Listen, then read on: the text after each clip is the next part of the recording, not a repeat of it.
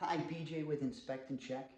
Today, I'm going to show you how to reduce the water pressure at your sink in your bathroom. So if you have a modern style faucet and sink setup, kind of like this, where when you turn the water on, you don't have any way to kind of regulate the pressure. It just goes full blast. And a lot of times it sprays up onto the countertop. It's just too much pressure for this style setup. So it's very simple.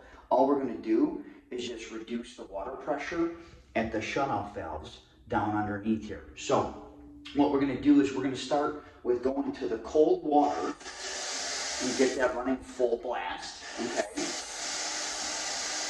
And then what we're going to do is come down here to the cold water shutoff valve. Now typically it's on the right hand side.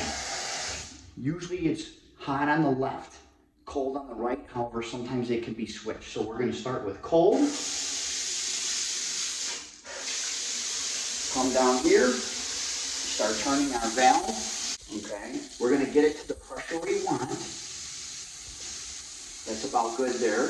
Now we're going to come over to the hot side, because when we pass through and we have hot and cold, we're going to have a pressure jump. Okay, so we're going to go all the way over to the hot. And we're going to do the same thing. Now this may, like I said, this may take a minute depending on what style valve you have. If you have those quarter turn valves, it's really, really quick. But these are those older style valves. Okay, so I'm going to go all the way off on the hot. And then I'm going to get it to where I want it.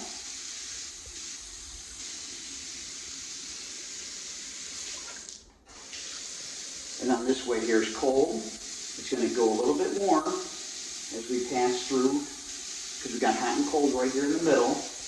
And then when we go all the way over to hot, it'll drop back down again. I hope you guys liked the video. If you did, please like and subscribe, and we'll see you in the next one.